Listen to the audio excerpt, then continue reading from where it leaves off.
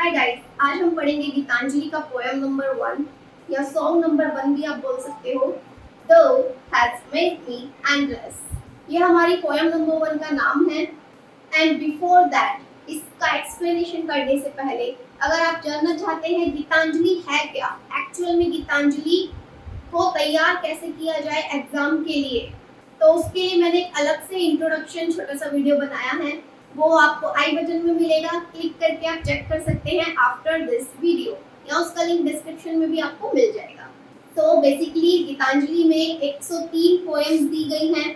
103 poems में से ये है पोएम नंबर 1 जो मैं आपको एक्सप्लेन करने जा रही हूँ, क्योंकि एग्जाम के लिए आपको पूरी 103 पोएम्स तो नहीं पढ़नी, जो इम्पोर्टेंट है वो आप मेरे साथ कवर करेंगे। वो सारे पोएम के नाम और नंबर्स मैंने अपने इंट्रोडक्शन वाले वीडियो में बताया है। रविंद्रनाथ टैगोर की जो टोटल 7 से 8 पोएम्स है, जो फेमस है काफी, एग्जाम के लिए सिर्फ उतना ही आपको प्रिपेयर करना है, ऑलराइट। क्योंकि गीतांजलि एक ऐसी बुक है जिसके टेक्स्ट का कहीं पर भी आपको फुल समरी नहीं मिलेगा। ये आपको पोएम पढ़कर ही प्रिपेयर करना पड़ेगा, alright. So now let's begin our poem number 1। Side में आपको टेक्स्ट दिखाया जाएगा, तो उसे पढ़ते हुए हम चलेंगे। इस पोएम में 4 स्टैंजा हैं।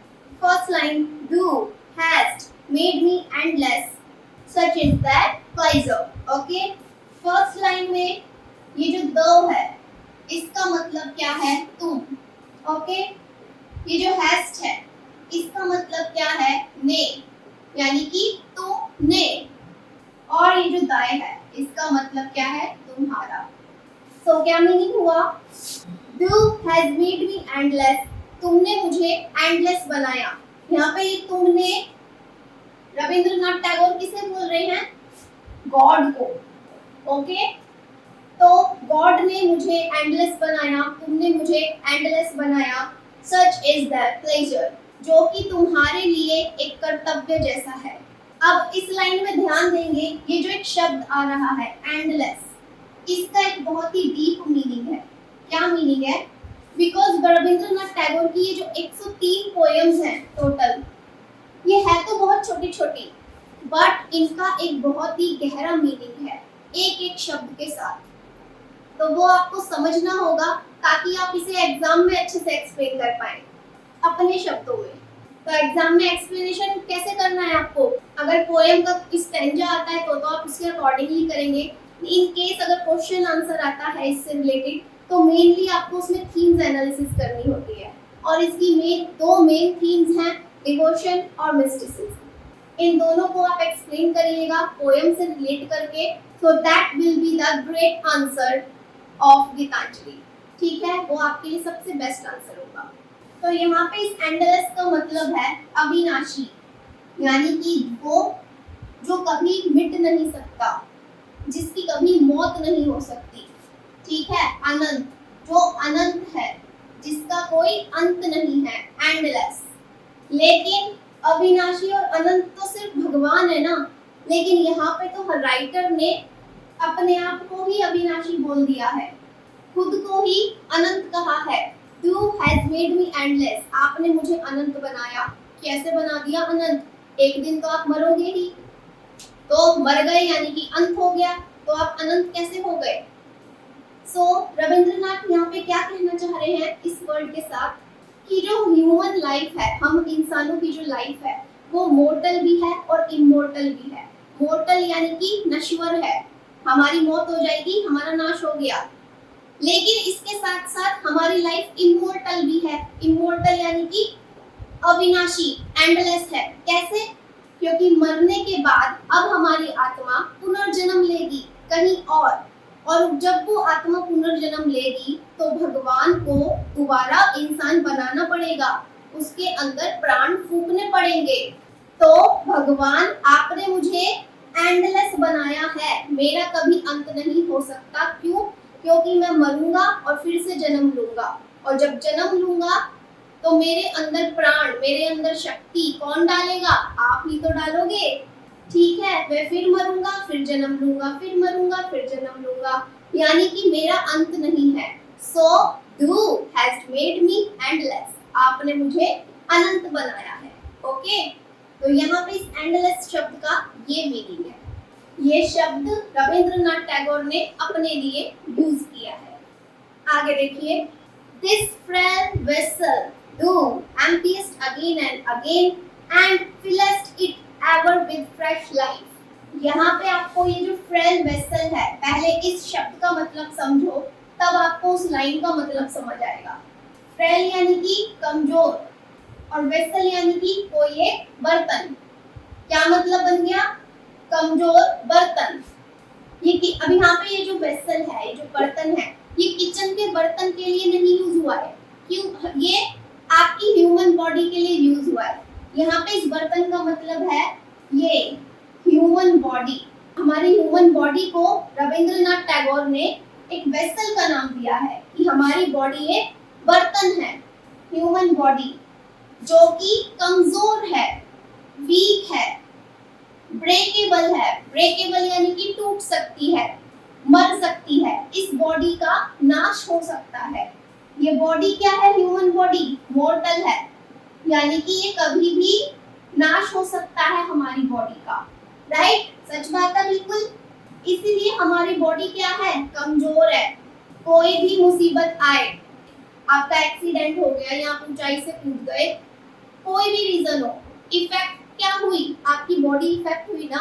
अगर आपके पास इतनी पावर होती तो क्यों नहीं बचा लिया होता आपने अपनी बॉडी को नीचे गिरने से, या फिर एक्सीडेंट में अपनी बॉडी को आप क्यों नहीं बचा पाए? क्यों आपके चिथड़े उड़ गए? जहां बॉम्ब ब्लास्ट होते हैं वहां के लोग फट जाते हैं, उनके चिथड़े उड़ जाते हैं। क्यों? क्योंकि ह्यूमन बॉडी क्या है? कमजोर है, वीक है। ह्यूमन बॉडी खुद को कहीं भी सेफ नहीं रख सकती। ओके, आप कितना ही जिम कर लो, कितने ही बड़े मुष्टंडे बन जाओ, या जूडो कराटे कुछ भी सीख लो, लेकिन क्या आप खुद को किसी भी एक्सीडेंट से, क्या आप अपनी मौत होने से, अपनी बॉडी इफेक्ट होने से रोक सकते हो? नहीं रोक सकते। ये चीज आपके हाथ में है ही नहीं। इसलिए ह्यूमन बॉडी को क्या बोला है रविंद्रनाथ टैगोर ने? एक बर्तन। कैसा बर्तन? कमजोर। ओके, तो इस लाइन का क्या मतलब हुआ? This frail vessel thou emptiest again and again. ये जो हमारा फ्रेल वेसल है, ये जो हमारी ह्यूमन बॉडी है, ये बार बार खाली होती है। खाली होती है मतलब कैसे? हम बार बार मरते हैं। Okay, and fillest it ever with a fresh life. और जब आप हमारा पुनर्जन्म करा देते हो कहीं पर, हमारी जो आत्मा है उसको आप फिर से एक नया बर्तन दे देते हो, एक नया रूप दे देते हो पुनर्जन्म के रूप में। यानी कि आपने हमारे उस फ्रेल वेसल को दोबारा भर दिया जीवन देकर। समझ आई लाइन? आपकी ये बॉडी मर गई, आप मर गए हो, ठीक है, अब आपकी बॉडी को जला दिया जाएगा, खत्म हो गई कहानी। अब आपका पुनर्जन्म होगा, आपको भगवान फिर से एक नई बॉडी देंगे, यानी कि फिर से आपको एक नया वेसल मिलेगा जीवन जीने के लिए। क्योंकि इंसान की बॉडी के अंदर जब तक आत्मा प्रवेश ना करे, जब तक एक सोल प्रवेश ना करे, वो बॉडी किसी काम की नहीं होती। ओके, तो जो ह्यूमन बॉडी है उसको जीवन देने के लिए, उसके अंदर प्राण फूंकने के लिए आत्मा का प्रवेश होना बहुत जरूरी है। ठीक है, जब आत्मा उसमें एंटर हो जाएगी तब उस आत्मा का नया जन्म हो जाएगा, पुनर्जन्म हो जाएगा। ठीक है, तो इसका यही मतलब है fillest it ever with fresh life. तो हमारी बॉडी कैसी है? खाली होती है बार बार, एम्प्टीएस्ट अगेन एंड अगेन, और बार बार हम जन्म लेते हैं, भगवान हमें नई जिंदगी देते हैं। So fillest it ever with fresh life. और जो जो वर्ड मैं आपको लिखवा रही हूँ ना यहाँ स्पेशली मीनिंग समझा के, उसको आप एग्जाम में भी एक्सप्लेन कर सकते हो कि इस शब्द का ये मीनिंग बताया है रविंद्रनाथ टैगोर ने। ओके, सो फ्रेल वेसल समझ आया, पहले की स्टैंजा में एंडलेस समझ आया। ग्रेट। तो फाइनल मतलब क्या हुआ इस लाइन का? इस तरह से आपने मुझे मॉर्टल से फिर से इमॉर्टल बना दिया, आपने मुझे नश्वर से फिर से अविनाशी बना दिया। ठीक है, मॉर्टल मतलब जिसका नाश हो जाए, और इमॉर्टल जो कभी नष्ट नहीं होता। तो मॉर्टल क्या है? ह्यूमन बॉडी, ये मर जाती है। लेकिन इमॉर्टल क्या है? आपकी पवित्र आत्मा सोल, ये कभी नहीं मरती, ये हमेशा जन्म लेती रहेगी बार बार। ओके, तो इस तरह से रविंद्रनाथ टैगोर ने क्या कहा है, यू मेड मी एंडलेस, तुमने मुझे एक तो एंडलेस बनाया, और इस दूसरी लाइन में क्या कहा है, तुमने मुझे जन्म देके फिर से मोर्टल से इमोर्टल बना दिया। ये गीतांजलि एक्सप्लेन करने के लिए मैंने एक इंटरनेट बुक खरीदी थी प्ले स्टोर से, ई बुक है, 29 रुपए में खरीदी, बट आप लोग मत खरीदना, उसमें सिर्फ और सिर्फ टेक्स्ट दिया गया है, एक्सप्लेनेशन नहीं दी है, और ये जो आप टेक्स्ट देख रहे हैं ये उसी बुक का टेक्स्ट है। सो आपके पास गीतांजलि का अगर फिजिकल बुक अवेलेबल है तो उसके अंदर डेफिनेटली पोएम्स का टेक्स्ट दिया गया होगा, तो आपको इंटरनेट से खरीदने की जरूरत नहीं है। ओके, मेरा काम है एक्सप्लेनेशन देना, वर्ड टू वर्ड, किस वर्ड का क्या मतलब है वो मैं आपको यहाँ समझा रही हूँ। तो कहना क्या चाहती हूँ मैं, इंटरनेट से कुछ मत खरीदना, दैट्स इट। चलिए नेक्स्ट स्टैंजा है, this little flute of a reed though has carried over hills and dales. Hills and dales का क्या मतलब है यहाँ पे, पहाड़ी और घाटियां, ठीक है। पहाड़ी और घाटी में क्या फर्क होता है वो आपको पता होना चाहिए। सपोज ये है बहुत पहाड़, ठीक है, तो ये लंबे लंबे क्या हो गए, ये तो पहाड़ हो गए, लेकिन इनके बीच में ये जो गैप आ रहा है ये होती है छोटी छोटी घाटियां, इन्हें बोलते हैं डेल्स, राइट। तो जो केदारनाथ मंदिर है वो घाटियों के बीच ही है।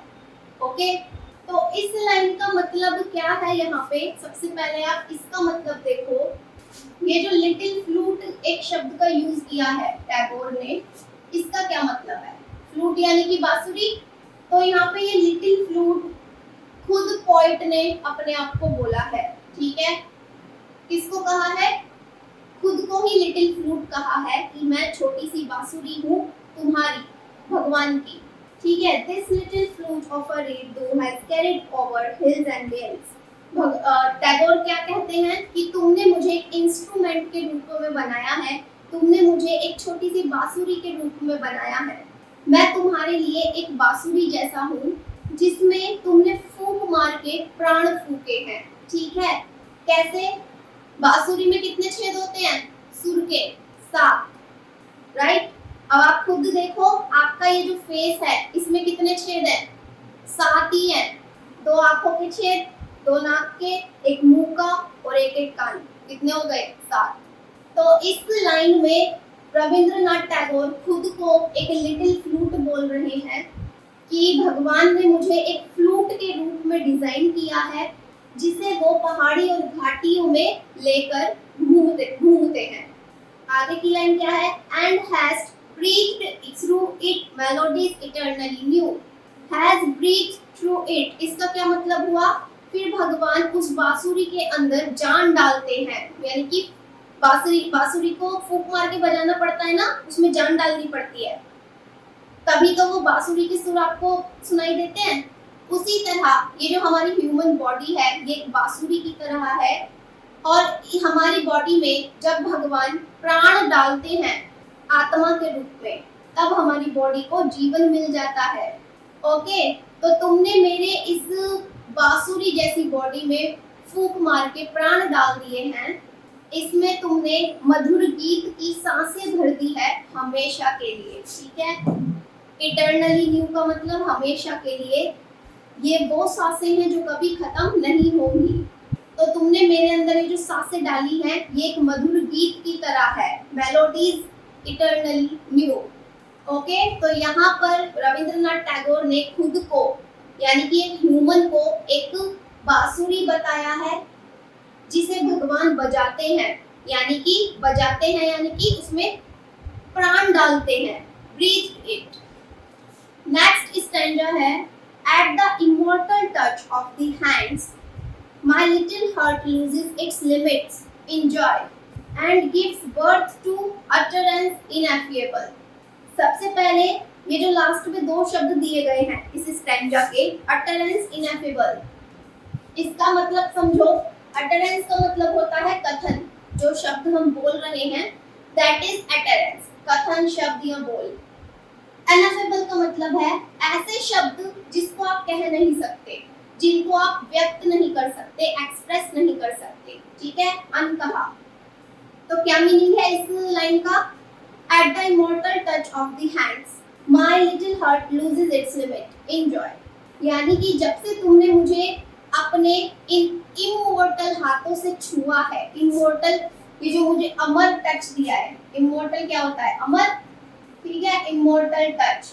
भगवान ने पोइट को छुआ है, ऐसे टच किया है, तो जब से भगवान का स्पर्श हुआ है पोइट को, हमारे कवि को, तो उन्हें कैसा फील हो रहा है कि जो उनके छोटे से दिल की लिमिट्स थी, उस दिल ने अपना आपा खो दिया, उसने अपनी लिमिट खो दी। किसमें? खुशी में। यानी कि जब वो इमोर्टल टच, भगवान का वो जो टच है पोइट को, कवि को हुआ, तो वो टच, स्पर्श होते ही उन्हें कैसा फील हो रहा है कि वो खुशी में इतना डूब चुके हैं, इतना डूब चुके हैं, इतना उनके अंदर भक्ति का भाव उमड़ गया है कि उनके दिल ने खुशी की सारी हदें पार कर दी। वो अपनी खुशी को बयां नहीं कर पा रहे हैं, उनके पास शब्द नहीं है। Okay, and gives words to utterance ineffable. और आपके उस इमोर्टल स्पर्श ने मेरे अंदर एक ऐसी खुशी को उजागर किया है, मेरे अंदर एक ऐसी खुशी को जन्म दिया है जिसे मैं बयां भी नहीं कर सकता शब्दों में। ठीक है, अटरेंस इनएफेबल, जिसे कहा नहीं जा सकता। क्या नहीं कहा जा सकता? राइटर जो कहना चाहता है अपनी खुशी का इजहार, वो बोल के कहकर नहीं कर सकता। ऐसा पवित्र टच उनको मिला है। आप लोग सोच रहे होंगे कि मैडम एक पोएम को ही खत्म करने में इतना टाइम लगा रही हैं और केवल छोटे छोटे से 4 स्टैंजा है इसमें। तो ये मैं आपको पहले ही बता चुकी हूँ कि रविंद्रनाथ टैगोर की जो पोएम्स हैं बहुत ही छोटी छोटी हैं, लेकिन एग्जाम में एक्सप्लेन करने के लिए इनका मीनिंग आपको पता होना चाहिए। और जो इनका मीनिंग है इनकी पोएम्स का, वो बहुत डीप है, बहुत गहरा है, एक एक शब्द का बहुत गहरा अर्थ है। So you must understand this. जो जिन बच्चों ने भगवद गीता पढ़ रखी होगी या सुन रखी होगी कहीं ना कहीं, वो बहुत इजीली तरीके से यहाँ रिलेट कर पा रहे होंगे, क्योंकि भगवद गीता में भी जन्म, मरण, पुनर्जन्म, मोक्ष, इन चीजों के बारे में बातें की गई हैं। और रविंद्रनाथ टैगोर की जो पोएम्स है इनमें भी वो इन्हीं चीजों के बारे में बता रहे हैं, अपने एक्सपीरियंस के साथ, अपने शब्दों के साथ। अपने एक्सपीरियंस को, अपने शब्दों को उन्होंने अपनी गीतांजलि में उतारा है, पोएम्स के रूप में, सॉन्ग्स के रूप में। समझे आप? चलिए लास्ट स्टैंजा देखें। Thy infinite gifts come to me only on these very small hands of mine। तुम्हारे ये जो अनंत गिफ्ट हैं, अनंत तोहफे हैं, इनफाइनाइट मतलब अनंत और दाय मतलब तुम्हारा, ये पहली लाइन में बताया था मैंने। तो जो तुम्हारे द्वारा दिए गए ये अनगिनत तोहफे हैं, गिफ्ट्स हैं, इनको मैं अपने छोटे छोटे हाथों से रिसीव कर रहा हूँ, करता हूँ, लेकिन ये इतने अनंत हैं तोहफे कि कभी खत्म ही नहीं होते।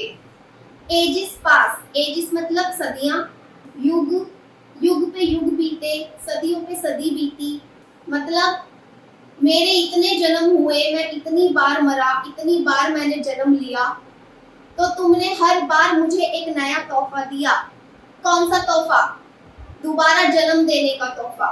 अब मैं मर जाऊंगी, मेरा दोबारा जन्म होगा कहीं, यानी कि गॉड की तरफ से क्या है वो मेरे लिए एक तोहफा है, एक गिफ्ट है।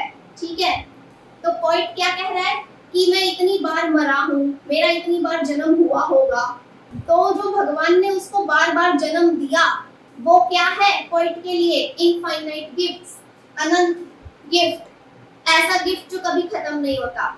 तुम मरोगे तो तुम्हें जन्म लेना ही पड़ेगा और वो जन्म भगवान तुम्हें देंगे। ठीक है, तो तुमने अब तक जो भी मुझे इनफाइनाइट गिफ्ट्स दिए हैं उनको मैंने एक्सेप्ट किया है अपने इन छोटे छोटे हाथों से। सदियां बीती, ages pass, and still the forest and still there is a room to fill. लेकिन अभी भी तुम उन गिफ्ट्स की बौछार मुझ पे किए जा रहे हो, and still there is a room to fill, और अभी भी मेरा कमरा तुम्हारे दिए गए गिफ्टों से भरा नहीं है, अभी भी यहाँ कितनी जगह खाली है। यानी कि अभी मुझे भी नहीं पता मैं कितनी बार मरूंगा, कितनी बार मैं जन्म लूंगा, ये मैं नहीं जानता। तो सदी पे सदी बीतती है, हमारा जन्म होता रहता है, हम बार बार मरते रहते हैं। इसी चीज को रविंद्रनाथ टैगोर ने अपनी इन 4 लाइनों में कहा है। ठीक है, तो जो हमारा बार बार जन्म हो रहा है वो क्या है? इनफाइनाइट गिफ्ट है भगवान का, अनंत गिफ्ट है। और अभी हम फिर मरेंगे, फिर कहीं और जन्म लेंगे, फिर मरेंगे, फिर कहीं और जन्म लेंगे। हमें भी नहीं पता कि अभी हमारे कितने जन्म होंगे। इसीलिए लास्ट में क्या लाइन बोली है? स्टिल दो फॉर रेस्ट, अभी भी तुम दे रहे हो, and still there is a room to fill, और अभी भी कमरे में काफी जगह है तुम्हारे गिफ्ट पाने की। ठीक है, तो जो भगवान है वो बार बार अपनी ब्लेसिंग्स एक आदमी को, एक इंसान को बार बार देते हैं। किस फॉर्म में? उसे बार बार जन्म देकर। और इस तरह से भगवान उस इंसान को अमर बना देता है, अनंत बना देता है, उसका कभी नाश नहीं होता। ओके, तो ये था पूरा डिटेल और डीप एक्सप्लेनेशन रविंद्रनाथ टैगोर की पोयम नंबर 1 का, या सॉन्ग नंबर 1 भी आप कह सकते हैं, या चैप्टर नंबर 1 भी आप कह सकते हैं। एक्सप्लेनेशन कैसा लगा मुझे कमेंट बॉक्स में बताइए। सब्सक्राइब करिए चैनल को, क्योंकि इसके बाद अब पोयम नंबर 2, पोयम नंबर 11, 10, 38, 35 जो इम्पोर्टेंट पोयम्स हैं उनका एक्सप्लेनेशन भी जल्दी अपलोड होगा एंड लिंक ऐड कर दिया जाएगा। इसलिए चैनल को सब्सक्राइब कर लीजिए नोटिफिकेशन के लिए। अब मेरी इस एक्सप्लेनेशन को आप अपने शब्दों में एक्सप्लेन करके लिख सकते हैं बहुत अच्छे वर्ड्स के साथ। ओके, तो अब मिलते हैं नेक्स्ट पोएम के साथ, पोएम नंबर 2। और एक छोटी सी इंफॉर्मेशन देना चाहूंगी कि मेरे चैनल पे मैं competitive English, spoken English, interview tips, इन सब से रिलेटेड वीडियोस अपलोड करती हूँ। तो मेरा चैनल आपके लिए बहुत हेल्पफुल रहेगा फ्यूचर में भी। अगर आप यूपीएससी में तैयारी करते हैं या गवर्नमेंट एग्जाम की तैयारी में जाते हैं तो वो सारा स्टडी मटेरियल, क्लासेस सब मेरे चैनल पे आपको मिलेगा। इसलिए subscribe now. Take care and bye bye. See you in the next.